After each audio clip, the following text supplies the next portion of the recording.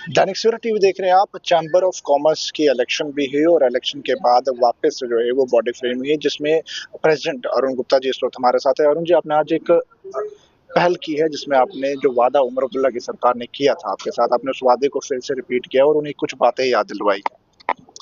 बिल्कुल, यहाँ हमने कुछ समय पहले चीफ मिनिस्टर साहब को चैम्बर में बुलाया था। उनके सामने जो जहाँ के लोकल इश्यूज हैं, चाहे वो इंडस्ट्री को लेकर के हैं, चाहे वो ट्रेड को लेकर के हैं, चाहे वो सिविल सोसाइटी को लेकर के हैं और टूरिज्म सेक्टर को लेकर के हैं, हमने उनके सामने सारे चीजें मुद्दे रखे थे।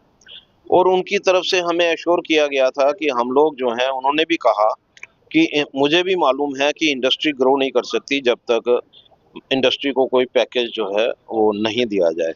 टूरिज्म सेक्टर तब तक ग्रो नहीं कर पाएगा यहाँ पर जब तक हम लोग जो माँ वैष्णो देवी के दर्शन के लिए लोग जा रहे हैं, उसमें से 25% लोग जो हैं उनका ध्यान जो है वो हम लोग यहाँ पर डाइवर्ट करेंगे। तो ये जो चीजें हैं उस समय बड़ी फोकस में आई थी, उनकी तरफ से कहा गया था।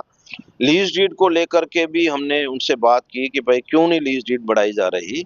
तो इन सारे मुद्दों के ऊपर उन्होंने बड़ा पॉजिटिव नोट में हमें यहाँ पर रिप्लाई दिया था और उन्होंने कहा था कि बहुत जल्द ये जो हमारे इश्यूज हैं इनके ऊपर फोकस भी किया जाएगा और उनको एड्रेस भी किया जाएगा।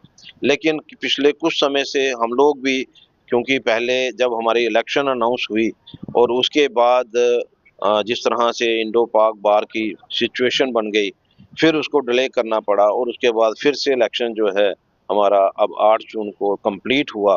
तो इस इलेक्शन प्रोसेस में बहुत सारे इश्यूज जो हमें कंटिन्यूसली गवर्नमेंट के सामने रखने चाहिए थे, उनके साथ बातचीत करते रहनी चाहिए थी, वो कहीं ना कहीं मिसिंग हो गई। अब क्योंकि हमारी जो है बॉडी आ गई है और पूरी की पूरी हमारी टीम, जो पुरानी टीम है, जो हमेशा पब्लिक के साथ जुड़ कर के रही है, हमेशा पब्लिक के इशू लेती रही है और हमेशा पब्लिक के बीच में रह कर के हमने काम किया है। एक बार फिर हमें सभी को मौका दिया गया है और मैं आपको यकीन दिलाना चाहता हूं कि जो इशू हमने उस समय रेज किए थे, वो इशू जो है, क्योंकि उनकी तरफ से बड़ा पॉजिटिव नोट था, अब उन इश्यूज को लेकर के एक बार फिर हम लोग जो हैं से बातचीत करेंगे और ये जो इशू जो है जल्द से जल्द रिजॉल्व हो, इसका प्रयास किया जाएगा। अगर चैम्बर की बात करें, चैम्बर किस तरह से देखता है जो कटरा टू कश्मीर ट्रेन शुरू हुई है, उससे कहीं ना कहीं अगर जम्मू के लोग व्यापारियों की बात करें, वो कहीं ना कहीं ये कह रहे हैं कि ट्रेन डायरेक्ट कश्मीर जाने से जम्मू के अंदर व्यापार मंडल पे जो है वो इसका असर देखने को मिले। देखिए, दो तीन चीजें जो हैं उसको समझने की जरूरत है।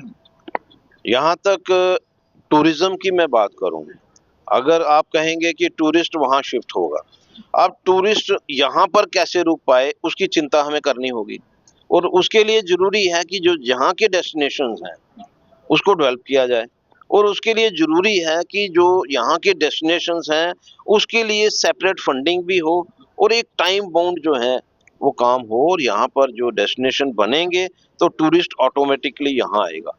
अगर हम लोग पत्नी टॉप को डेवलप करने में कामयाब रहे, पत्नी टॉप में 5 स्टार होटल बनाने में कामयाब रहे, वहाँ पर अच्छे रेस्टोरेंट बनाने में कामयाब रहे, तो मुझे लगता है कि वो जो एक मसला है टूरिज्म का, वो मुझे लगता है कि वो हल होगा और लोग जो हैं वो पत्नी टॉप भी आएंगे, जम्मू के अंदर भी शिफ्ट होंगे, तो बहुत सारे मसाइल जो हैं वो हल होंगे। यहाँ तक ट्रेन वहाँ जाने के बाद एक ट्रांसपोर्टर्स के लिए थोड़ी सी जरूर उसमें आने वाली दिक्कत आने वाली है। लेकिन एक चीज जो है, मैं इस नजरिए से लेता हूँ, क्योंकि अब ट्रांसपोर्टर्स की गाड़ियां जो हैं, यहाँ से अगर कोई लोड गाड़ी जाती थी, कमर्शियल गाड़ी जाती थी, रास्ते में उसको 6-6 दिन, 5-5 दिन, 7-7 दिन रुकना पड़ता था। अब वो चीजें पॉसिबल नहीं होंगी। अब वो डेली के डेली वहां से अप डाउन कर सकते हैं। तो मुझे लगता है कि इससे उनका बिजनेस बढ़ने वाला है, कम होने वाला नहीं है।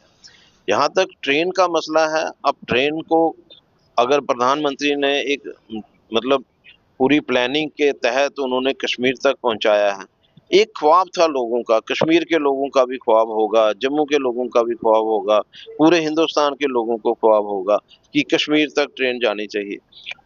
आज वो चलना शुरू हुई है, तो आने वाले दिनों में इन चीजों का क्या इम्पैक्ट होगा, कुछ समय दीजिए। मुझे नहीं लगता है कि इसका नेगेटिव इम्पैक्ट होगा।